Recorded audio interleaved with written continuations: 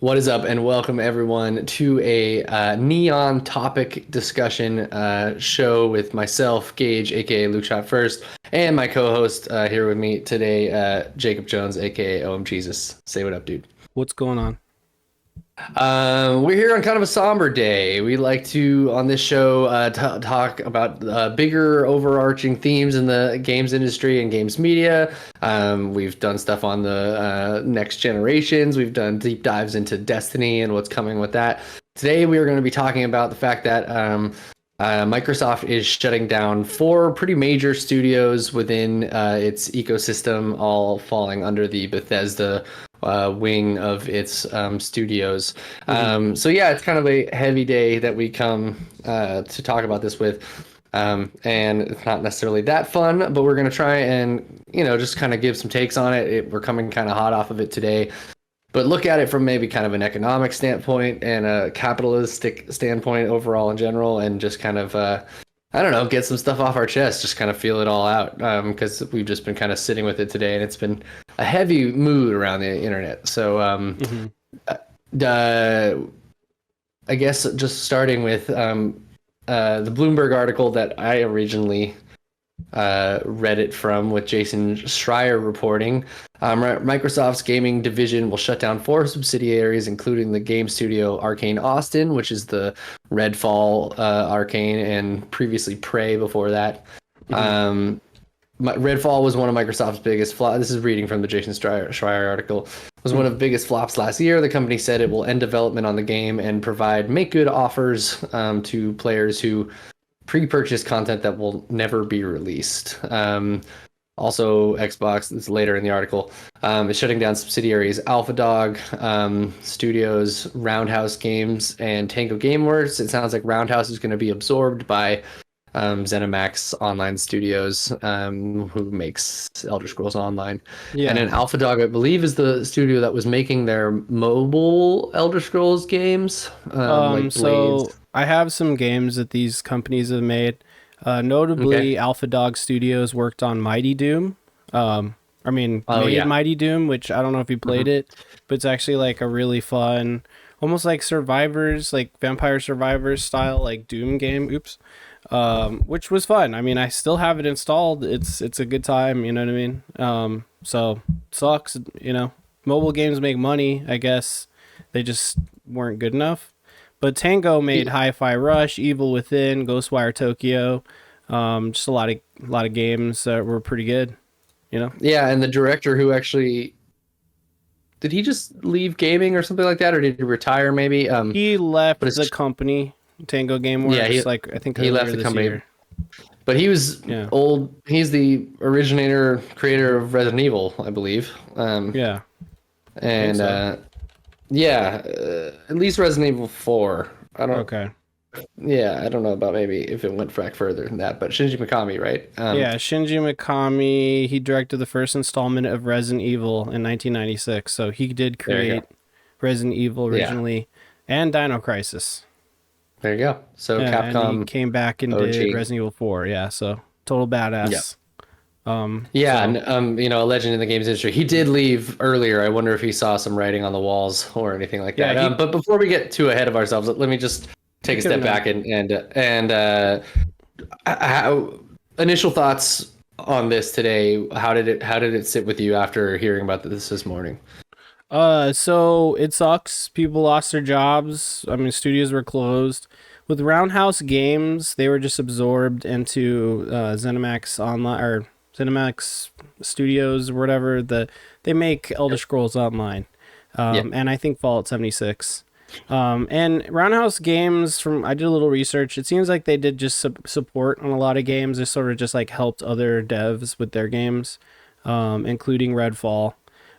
So with that, at least they didn't lose their jobs. But Tango Gameworks, Alpha Dog, and especially Arcane Austin, complete closures. I think some people are moving to other spots in the company, but for the most part, they're just getting severance packages. Like, people like being laid off sucks, right? But and I'm not downplaying that at all, but like completely shutting down video game studios, like essentially with no notice, because a lot of these people were on Twitter talking about it and they seem kind of blindsided. Like, that really fucking sucks.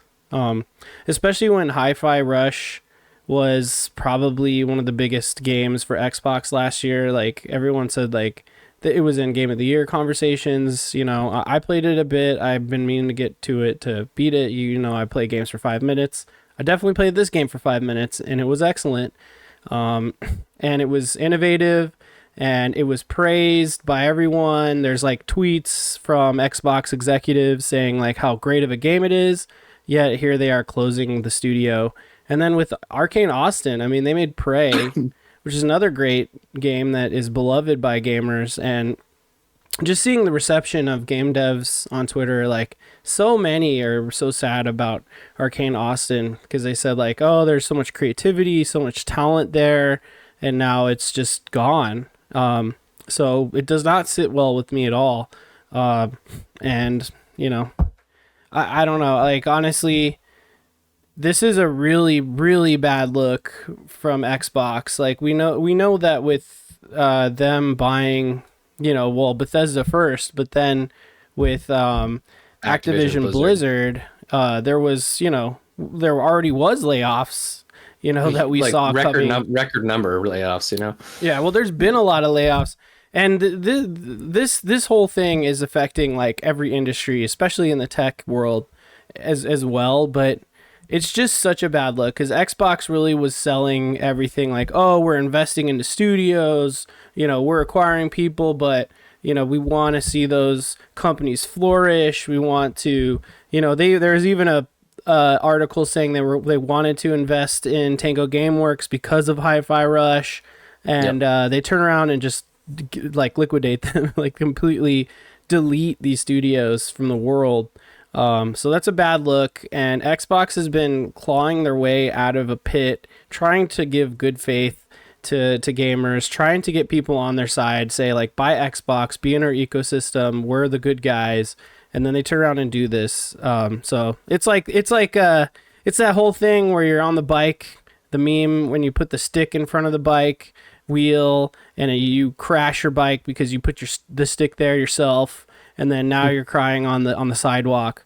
And what's really weird about all this is that like, we know about this because it happened, and we've seen like a Matt Booty email detailing this stuff, but there hasn't really been any like statements or like anything from Microsoft or Xbox to the public like today. They've seemed like pretty quiet about it, so it just seems like weird and from the shadows, and you know, no one likes it. No one likes it. Yeah, no one likes it. You know, I'm a big Xbox guy, and I fucking think this is lame as hell. Yeah, it's just it's one of those just really it's a disheartening pattern across all of really any sort of tech or technology jobs, media jobs, entertainment jobs. You know, Hollywood has experienced this a lot with a lot of the streaming war stuff that's been happening lately. The corporate consolidation that's happening there is absurd, and we've seen things happen like with WB and Paramount and all that kind of stuff. Now Paramount's up for sale.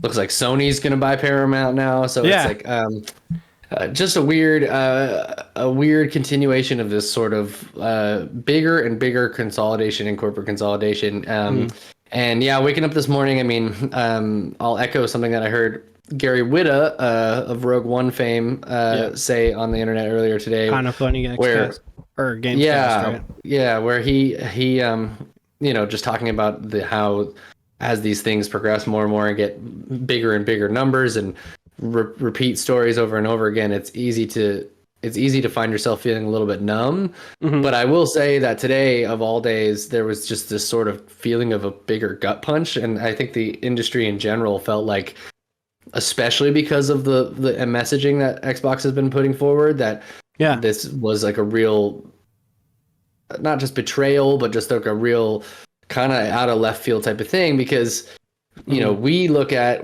them buying those studios, and the hope was, and even the way they were talking and messaging about it, and certainly Phil Spencer and Sarah Bond have been on record about this type of stuff, is that the idea is that under Yeah. the conglomerate of them, that these studios would have access to sharing of technology, Right. use of tools within the greater Xbox ecosystem, that maybe we were or that that overall should have benefited these smaller projects. And I think ultimately we saw some even good initiatives happen, like Pentiment was one specifically, that happened specifically because of structures like Game Pass, and actually was encouraged by Microsoft during the pitch for that game, to be done with this small team. And that would have never really happened probably otherwise, because the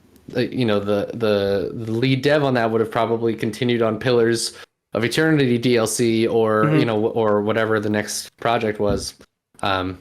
Anyways, it felt like a big bait and switch today, and I think the whole industry kind of across media and everything just felt really gutted to see this today.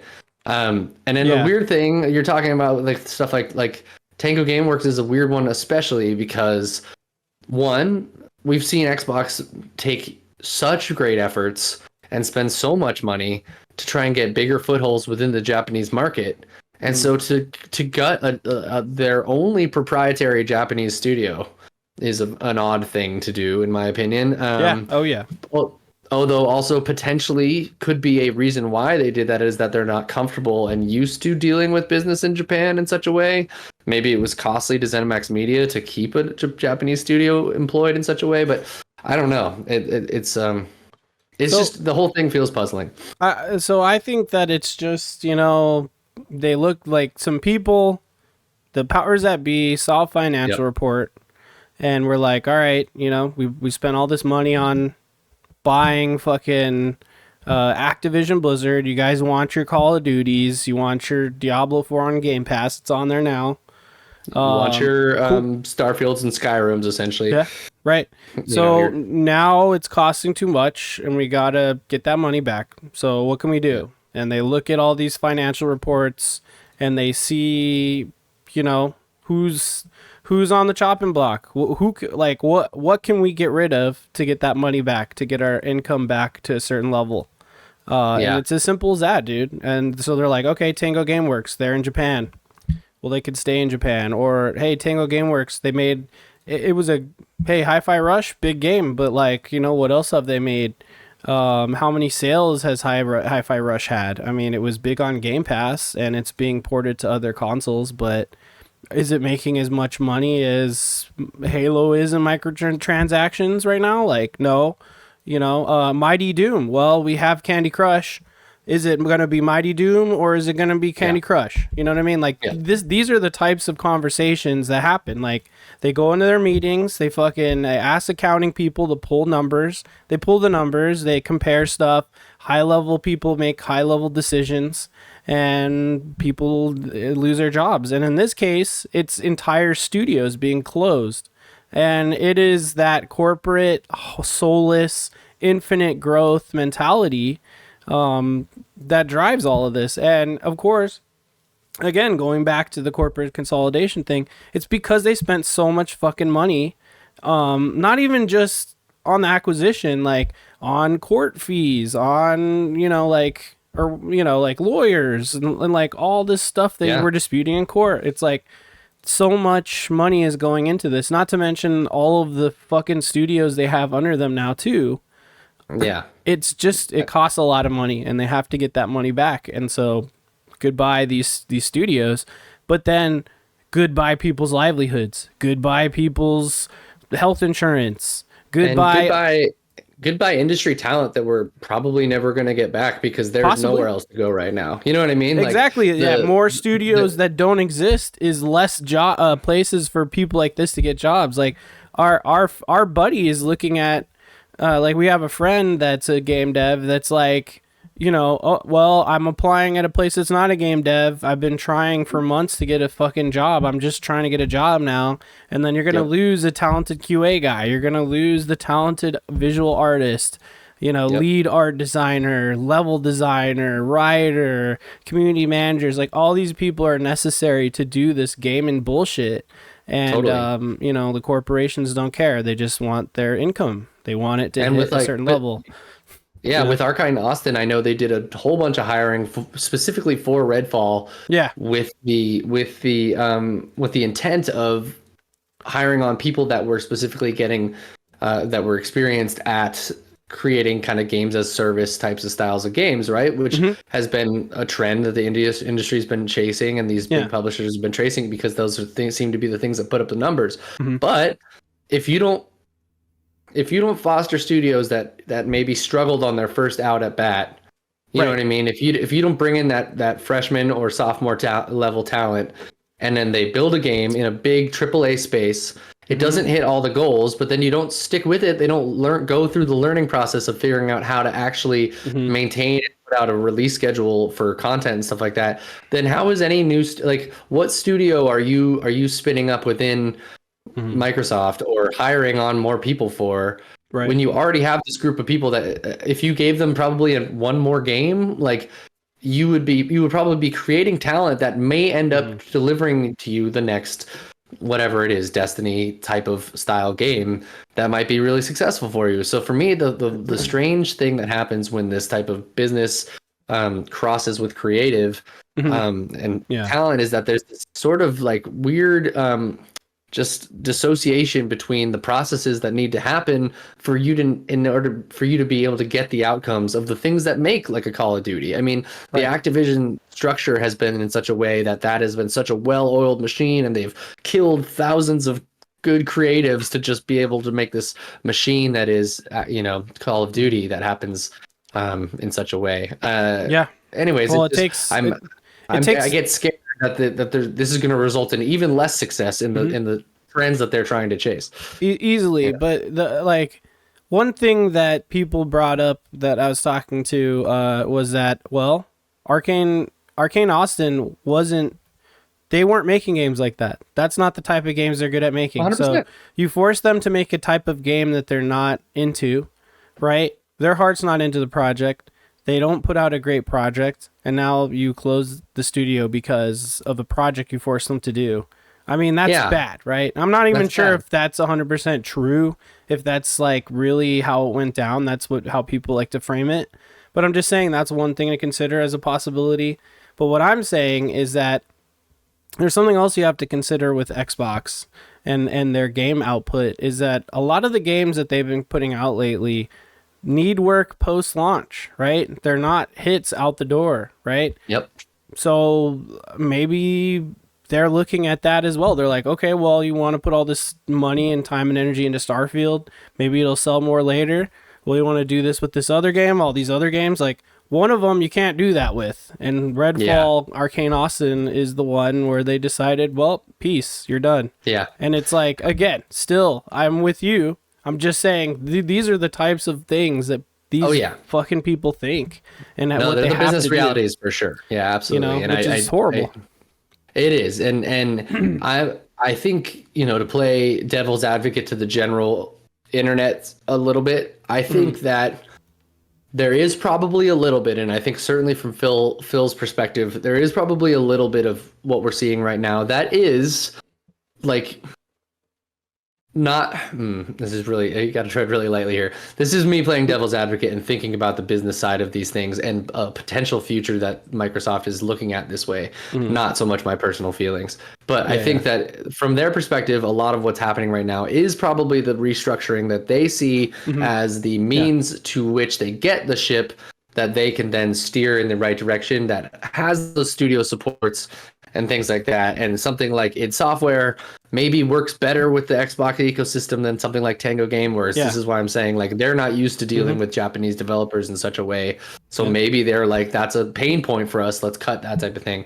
Mhm. Doesn't mean it's going to work. And it also just, Yeah. again, I still think that at some level there needs to be corporate accountability for the Mhm. fact that like, okay, you can't just like shut the studio down, give them independence or something, sell them off to someone else, do something. But Yeah. the fact that you're just taking in this thing and then just destroying it seems like to me like there needs to be some sort of regulation against Yeah. that type of Some sort of behavior. oversight. Yeah. You know what I mean? Because totally it's agree like with how you there. who are you to decide that just because this doesn't work for your portfolio that it doesn't get to exist. You know what I you're mean? just like goodbye, boom, done. And Yeah. but here's the thing, there is no regulation on that. There is no Yeah. problem with it. It's perfectly legal. They own the company. They can do whatever the fuck they want with it. And this is, again, why corporate consolidation is bad. This is the stuff that Miguel's been talking about for over a year now. And it's coming to fruition. You know what I mean? And it's really unfortunate. I hate to see it. You hate to see it. And like they always say, my heart goes out to the devs affected and all the people. And I really hope that they find more jobs in the industry or just jobs in general. I mean, it's hard out there, dude. Our system here sucks, dude. You can't even go to the doctor if you don't have a job. And it's like a vicious cycle. You know what I mean? Yeah. Here's nightmare. It's crazy. Like just a little anecdotal story before we jump on to the next thing. I went to a Kentucky Derby brunch / watching party this weekend at a friend's house. And, it was a group of maybe 20 people between the ages of probably 28 and 38. You know what I mean? Yeah. And I don't think there's any 38-year-olds there, maybe 35. But I'm not even 38 yet. but many of whom work for reputable companies. There's a couple big ones up here in Portland. Nike is one of them. Columbia is one of them. Adidas is another one. So there was people from all of those companies at this thing, and then other big companies around here too. We were all, young working professionals, and the conversation really was for the most part about how every single person in that room knew someone else who was in a major industry that had just gotten laid off. And so that meant just a sampling of people in their prime working age. Yeah. You know what I mean? All how were affected indirectly or directly by people who were getting laid off. One of which, someone who was at that party, was actually having to move back to Brazil because he lost his H-1B status because of that layoff. Yeah. So it's just so much goes into it. Like also H-1B1 status, right? As well as forcing someone to move to another state and then laying them off for shutting down a studio, just saying. Bad. Yeah, it's a really, and the job market is really intense right now. I mean, you get the way that so many jobs, especially smaller, like even QA or entry level types of game devs jobs, is you're up against essentially just being a number, an integer within a giant stack of machine learning algorithms that are filtering you into different types of things. You're not actually getting to even screw up an interview. You know what I mean? Like it's so difficult right now. Yeah, so for sure. It's brutal. A person isn't reviewing every single resume. Like the resumes are being delivered to them by an AI, like you're saying, and it's just so soulless, and it's just gonna get worse as machine learning and AI continues to develop. Like more and more, there will be more layoffs, and it's just gonna get worse unless I don't know. Maybe our fucking political people who can run this country pass some laws at some point and quit fucking bickering. Maybe just do something and fix something. Just fucking pass a bill, you idiots. Yeah, anything. But one quick thing about Arcane Austin too. Another sad thing is that they were working on a big update for Redfall that was going to come this month, I think. Yeah. For this month, that was going to add an offline mode, and they were still working on a DLC. You know what I mean? So that game could have been better. That game could have eventually been oh man, Redfall's badass. You know what I mean? Completely gone. It feels like we see little scrappy independent teams like Hello Games with No Man's Sky, even though that game was originally published by PlayStation, but since then they've done so many releases independently. It seems like if a little studio like that can be scrappy and take an arguable flop at the beginning and turn it into a successful continuing ongoing game in such a crazy ecosystem that seems so highly improbable, and yet they did it because they put their heads down and worked with their community to make it happen. It seems like within $1 trillion company that is, the S&P 500 is way up today, and Microsoft is way up. Yeah. Even though all this is happening. So fucking rich. And you know what I mean? And it seems like within that environment, you would be able to figure out a budget in which these smaller projects, because Arcane Austin and Redfall, even though it is a big game, is still arguably smaller in a lot of ways than a lot of their biggest IPs and projects. You know what I mean? It feels like you'd be able to spin out, a side team to just work on how to fix that game and have it be a profitable endeavor, even if it's a 10-year plan to be an ultimately profitable endeavor. You know what I mean? Yeah. Not a 10-year plan. That might be exaggerating, but you know what I mean? A 3-year, 4-year plan. They always say you know 10-year, but that's bullshit. It's never 10 years. It's just business speak. But know, yeah, you know what I'm saying? Like if it was just if it was, there's probably a path to victory with that in one way or another. Or not if you just close the studio and just be done with it. Nope, you know what I mean? Just get rid of it. Let's just move on. Yeah, fucking assholes. True. And hey, even if you're just gonna move on from the project, like why isn't there space for all of those people within your other studios? I guarantee there is. Like, even if you wanted to, people cost money, Gage. People cost money. They don't want to pay their salaries. They don't want to put the effort into trying to create other jobs for them somewhere else or projects. Like they want that income back, and they just want to have it for themselves. Yeah, and with layoffs specifically, they can do things like they can use it to their tax advantage, so that they pay less in taxes, so that to them it looks like overall their balance sheet is more in the black than it would be in the red otherwise. There's severance packages too, which is good, sure, but I mean it's not good. People lost their jobs. They always say in accordance with local laws or whatever. Yeah, which so means they're gonna pay. We're gonna do the bare minimum. Exactly. Yeah.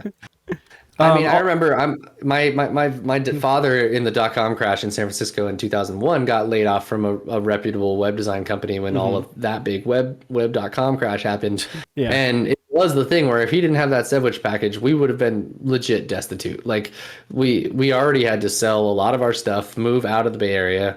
Which is why I went further in Northern California, and I left all of my friends in middle school, which is a pivotal time. All of that stuff. Luckily, he had a severance package that paid a whole year of his salary, so we were able to make it happen. But for anyone who gets less than that, like a lot of these people's health insurance are going to go off in a month, and it's like if you have kids and a family or an elderly person in your in your care, like. Yeah. That's a really heavy thing to have happen to you. It doesn't just affect one person, for sure. It affects the household. Yeah, families and lives can be utterly changed for that. Yep. So, all right, cool. So yeah, let's talk about how the world sucks right now. Oh, by the way, in May alone, there have been 7 total game studio closures, with Bethesda's 4, Take-Two's 2, and Paladin Studio being shut down. All in this month. Take two, freaking, what I mean? GTA. You know what I mean? Like these are companies that are not hurting for money, and they're about to not be hurting for money. You know what I mean? Like next fiscal year, unless maybe they're seeing that there's going to be delays or something like that. But still, within the next fiscal year, GTA 6 is going to come out and make the most money of anything ever, probably. Yeah, they want to, conserve as much of that money in that time frame as they possibly can. So that's where we are. That's where we are. Oh, and then also 200 jobs at risk as Microsoft shuts down a center in Nigeria. So they're cutting in the tech sector too. Good. This was an interesting article. Yeah. That was brutal because the effect of that, because they're such a big player within that space, is that the entirety of that whole tech center within, I forget what city it's in, but that whole city has been kind of fostered as a big Palo Alto of Nigeria, and the Silicon Valley kind of vibes. And it seems like the pullout of Microsoft within there, because they put such a big initiative to bolster more tech jobs in that area, is just going to completely destroy the economy, which is cool, man. Thanks. I'm really glad you went and did that. Just to bail. You have a responsibility to these things. You can't just play willy nilly with people's lives. So you're saying that you're saying that because it may seem like the right thing to do, right? Yeah. But they don't have a fucking responsibility. They can do whatever they want. That's the point. Yeah. There is no responsibility. There is no holding people accountable. They just are rich. There's no laws against it, and they could just do whatever they want. And that's the reality of the world we live in. You know what Especially I mean? in foreign countries like that, it's even less. It's even less regulated. In foreign countries, they want your business. They want the economy. They want the economic boost. So they're going to give you incentives. But then, like, what's stopping you from cutting and running? I'm sure there's some sort of clause. But then, like, I don't know. I mean, if they could just shut down, Microsoft centers. I don't know. So it sucks, but it's like how it works. Unless someone steps in and makes it not work and forces them to not be able to do these types of things, then nothing will ever change. And as they gobble up, as all of these companies gobble up more and more things, then there's no competition and there's no other avenues. And then you have everything's Taco Bell. Yeah, yeah. Real quick, this is just kind of a trend across bigger things. I was watching a really interesting TED Talk recently. Let me get his name just so I can reference it. Is this that image? Yeah. Okay. I'll pull him up.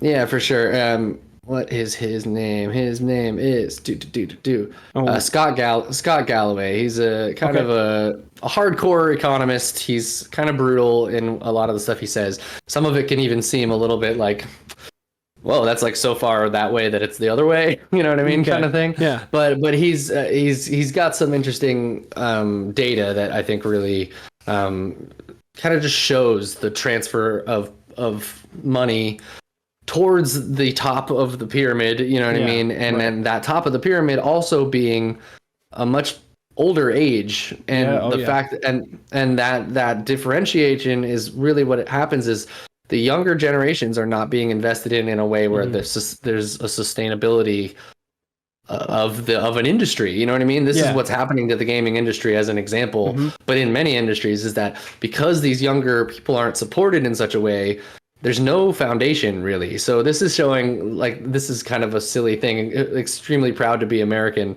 but people who are 55 plus saying 50% of which agree with that, and 18 to 34 only 18% agree with that. We're all pretty upset down here on the lower end.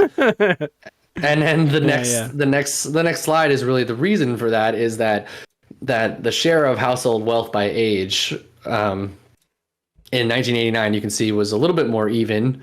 But now it's like 70 plus. Yeah, look at that. Has 30% of the entirety of household wealth within, you know what I mean? And under 40 is at 7%. Yeah. The rest of that being, corporate companies and things like that. But as far as it's crazy that, the much larger population of people who are under 40 have so little to hold on to right now. And then if you go down to the next slide, this being medium household income versus the median home prices, the inability to, that bottom blue line, people say like, oh, well, income is going up. And that's what bigger corporations will say to be like, check it out. We've been raising income over the years, but it's like, then you look at the gap between the ability to afford housing. Dude, this other kind of funny best friend, he's in our Discord now, so we're chatting with them, Erdy Cooper, I believe, was talking about this today. Like, wages go up, but inflation goes up too. So it's like our fucking income is the same. It's like I still don't have enough money to, even think about buying a car or whatever, like, you know what I mean? And you could say the same thing, like when it comes to corporations and stuff, like, okay, they're also making more money because the inflation's going up. So it's really like nothing's changing, right? And the housing market is like inflating too, of course. Like it's now already like we got our house here where I'm currently at the exact right time because now it's already unaffordable. It's, even in Vegas where it's been affordable for so long, like it is now impossible because corporations buy up all the houses and then they rent them out. So then there's no houses to buy. You know what I mean? It's and this is the thing this is the trend that seems to be happening as far as the transfer of wealth towards these corporations and older generations, in which like Scott Galloway in the same talk was talking about how once you buy a house, you get really concerned about, other development around your house or something like that. You know what I mean? true. That was just a kind of a local example he was talking about as a bigger picture. But these corporations, in a lot of ways, are doing the same thing, in which they're like, okay, we are now an S&P 500 company. We have this much money. Let's make sure that we maintain being that biggest company in the sea. You know what I mean? And so this is an interesting one, right? The median income, again, has been increasing. And so like you saw in the previous graph that there was a curve there, right? You know, as it would have been increasing. Here, this is it compared to the S&P 500 growth, and it becomes a flat line where like completely flat. yeah, because like you can't see any differentiation in that at all, as opposed to the exponential growth of these S&P 500 companies. And so this is, the only reason I'm putting all this data out there is just because the gaming industry is feeling these symptoms because of this type of overall corporate conglomerations and that consolidation of wealth. You know what I mean? They're in the same ballpark as the people. Like it's just simplifying the fact that like, hey, or we're simply putting it like the rich are still rich, and guess what? They're getting richer, but everyone else is not. And you have to, it's becoming the Running Man. It's becoming cyberpunk. Like cyberpunk is becoming real, where like we're getting to that dark future where corporations are controlling all the wealth. The rich people are working for the corporations or just are independently wealthy, and they're making all the decisions, and we're just like getting what little scraps we can get. And the game devs and game companies are the same. Like if they want to make a bunch of money, they have to do a song and dance and get a big GoFundMe going, or a type of crowdsourcing, like with what's that company? Tim Schafer's fucking company, Double Fine, for instance, who got acquired by Microsoft, so he didn't have to do this anymore, but they'd have to crowdfund every single game. You know what I mean? You have to either do that, or you have to be extremely lucky in the indie space and have a really small team, which eventually will balloon and become another same situation. Or you end up working for another company, or you get acquired by Sony or whatever. And then here we are. It's still just everything at the top that controls everything, and then you're just doing your best to get what you can. And it's like, who's paying for all this? It's all the people who don't even have the wealth. It's not the people with the wealth. It's the people with the 8% of the fucking wealth. It's the consumers who want this stuff. And, it's just a nightmare. It's the thing of, even things like collegiate institutions, like Harvard, for instance, has increased the amount of intake of tuition. It has gone like something like 400% in the, I don't have the numbers in front of me, in the last however years. And admissions have gone from being like they accepted a certain amount of percentage of people to only accepting like 4% of submissions. So essentially say that like, the ability for an average person who for sure is talented, or maybe has, a lot of drive, or, if nurtured in the right environment, would exceed and become the next person to start one of those companies that becomes the next Facebook or whatever it is, doesn't have the opportunity to ever get to that point at this point, because there's the walls between the options for that are just less and less, or they're getting thicker and thicker. You know what I mean? Yep. And then with AI too, like that's going to straight up replace jobs. So then the job market will continue to shrink. And then now people don't even have income streams. So it's all bad. We need to do something about it. And yes, video games are part of this, obviously. And we're really sad to see these studios closed. We're sad. I'm sad as an Xbox Xbox fan, Xbox gamer, you know what I mean? I'm not going to sit here and defend this shit. This is bullshit. You know what I mean? And it sucks being a fan of someone who's like making a shitty decision like this. And also like, and I was talking about this earlier, like, who do we hold accountable? Like, did Phil Spencer make this decision? Did Sarah Bond make this decision? Was it Matt Booty? Like, everybody wants all of them to fire him. Well, number one, Microsoft is happy that these things are happening. Why are they going to be fired? It's not going to happen. Did they come from higher up, or were they a part of this? Do they care? Do they not? They could say whatever they want. We think these people are a certain type of person. We think they're so personable and nice, but that's their job, is to be front facing and get you excited about their product. It's just like, it's hard. It's hard to sit here and be like, yay, Xbox, when they gobble up companies and then they close the studios. And we've seen it. It's been a trend for years. It's going back as far back as Lionhead and even right. They've had a bunch of games that they have really mismanaged and things like that. True. We've seen with even we don't know what's happening with Perfect Dark, but it sounds like it's in the fucking shitter for the most part. It's been troubled to the point where they brought in a whole other studio, and it's just a nightmare.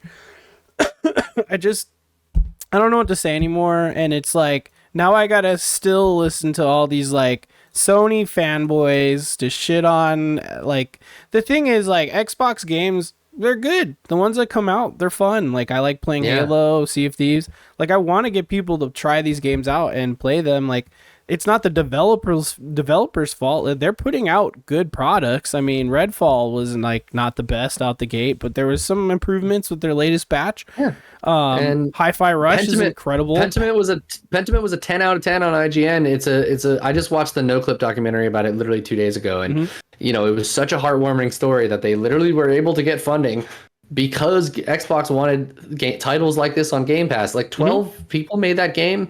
Which again, like, how is it affecting your giant corporate structure that 12 people within a much larger studio that is making very successful games for you? I mean, nothing's happened to Pentiment yet, or the Pentiment team yet, or anything. Let's not, bring that upon them. Yeah, but the fact that you're saying yet is like very telling. You know what I mean? It's like you almost expect it to happen. Same type of thing with Hi-Fi Rush, whatever. These smaller incubated teams within bigger developers, like, that's what you want. You want portfolio diversity. You want to be speaking to all demographics on your platform. You want to drive Game Pass sales. Like, that's what is going to be like your subscription service that is going to drive your entire ecosystem for the next 10 years. Like, it doesn't really make sense. Yeah. Ultimately, even though it makes sense financially for them, I get it, but right now it doesn't make sense. It doesn't make sense. It's because it never will. I mean, it does make sense if you don't have a heart. You know what I mean? And all you care about is the financials. It makes perfect sense. And I tried to boil it down, at least from what I think is happening and where they're coming from. And I'm not justifying it. I'm just saying this is why. This is just straight up probably why. But I want to leave you with one last thought that I had earlier, and I tweeted this. There's something about, I can't remember exactly when they announced this. I think it was like a week ago, right? And I think it was Sarah Bond who put out the tweet, but they're like, oh, get psyched, June 9th or whatever it is will be our Xbox showcase, followed directly by a redacted direct right after the showcase, and it's clearly Call of Duty. And there's something about that makes me sick, that they're so excited to do this Call of Duty focused direct after acquiring this massive company, just because they're so excited to have Call of Duty in their portfolio, and now they go ahead and just shut down these great studios. Like, it does not feel good. I don't like it. And you know me, I don't even like fucking Call of Duty games. You know what I mean? But something about those two things happening a week apart makes me fucking sick to my core. And that's my last thought. Cool. I'll just do one little jump off that, because it does bring up something for me that I've kind of wanted to say on record for a long time. I just want to straight out say it, that I really, really don't like Call of Duty. Like, I think fundamentally it has changed the games industry for a negative overall. Like, I don't like it, one, because it promotes warfare, which ultimately I am a pacifist. I think we don't need to have these combat actions out in the world right now. We don't need to be fucking up the Middle East for these things. We don't need to be supporting any of the fucking atrocities that are happening in Gaza, or all the military aid that we just sent to Taiwan, which is like presuming that maybe shit's gonna pop off in China in the next decade. All this to say that, like, promote the American, like, patriotism of promoting war and idealizing these games that are just pure violence with no fantasy, there's no imagination to Call of Duty whatsoever. And even if one of those campaigns or stories has been dramatic and intense in some way that like evokes Saving Private Ryan, the reason you have a movie like Saving Private Ryan is to tell people not to fucking do wars anymore. You know what I mean? So Call of Duty does the opposite, in which it makes it fun and engaging to essentially kill people from other countries. Like, and I fucking hate that. And I hate that it represents video games and that it's the most successful property and it plays to our ideals of violence above all else. Anyways, I truly am upset. I was hoping that Xbox was going to hopefully shepherd Call of Duty into some other thing, and I'm realizing that I was so naive and stupid, and nothing is going to change. And it's a huge bummer. I mean, like, who knows what's going on with Activision? At least they let Toys for Bob separate so that they can make Spyro, I guess. Yep. But like, how much of that factored into destroying these studios? You know what I mean? Like, basically everything rolls back into it's bad. It's all bad. Of course, they just wanted the fucking money, but they dumped so much money to get the money first that they now have to offload some of their money that they have, which is in the form of human beings' lives and livelihoods. That's not good. That's not good. Man. And wanting Call of Duty, which is the broiest, douchiest fucking game series in the whole universe. Yeah. And that being the main direct of this year's Xbox showcase. And then you shut these studios down. I mean, it is a statement. It is clearly a statement. We want money. We only care about Call of Duty because it's important. Because that's all the biggest money maker in the industry right now. That's all we care about. Yeah, we don't care about this potential new franchise that everyone loved last year. That was a new IP that was doing something creative and different. In Hi-Fi Rush is what I'm talking about. If you can, that. No, fuck them. Fuck them. We don't want that. Yeah, we don't. Bullshit. I'm so worried for Double Fine for one. Yeah. And hugely Senua's Saga coming up because that game is going to be wonderful in the things that it does for the tech of the industry. I'm not even talking about, let's say the game is a 7.5 overall on things. I still think the visual design of that game, the tech that it's working with, the innovations that they're using in Unreal Engine 5 and facial capture are essential key things for the next decade of this industry. And if it doesn't meet expectations and Ninja Theory gets shafted because of anything like this, that is going to fundamentally hurt progression in games going forward, and it's a real shame if that's the case. So, Microsoft, don't you dare touch them. Let them do their thing. Yeah, agreed. So. And just last thing, I don't think it's unfair to question these things. You know what I mean? Because honestly, you're gonna do this shit. People are gonna lose faith. They're gonna think, well, what does it take for a studio to be closed now? You're setting a low bar that you can't really come back from. So like I said my last thoughts before. Here's my last thoughts.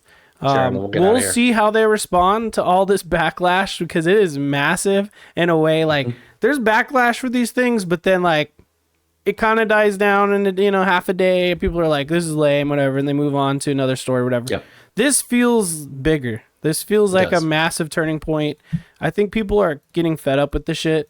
But I hate to break it to you, but according to industry experts and analysts, it won't stop for another 18 months. So buckle up. More studios will close. More layoffs will happen. I hate it. I hate it that I'm probably right and that they're probably right. And just all we can do is show our support. If you have your podcast, you talk about it. If you can buy the games outright to show support and to these devs. And don't be assholes like these Gamergate Grums people and shit on people on the internet. Instead, spread the love, man. Be a cool dude. Or we all are stronger together, and we're stronger when we build communities together and support each other. That's how people find connections to get new jobs when these things happen. That's what we need to foster in general as best we can on the internet. So it is heartening to see this outpouring of outrage and coming together of people trying to help people who are getting jobs and stuff like that. But it's not our responsibility. It should be the responsibility of the people who are employing these people. So let's get mad at these companies. Let's hold them accountable. And every time Xbox has a thing now, let's make sure we're talking about, hey, is this realistic? Are what you promoting to us something that's viable? Like, are you gonna fuck this up? You know what I mean? Like, that's what they deserve after all of this kind of stuff. So Yeah, I don't know.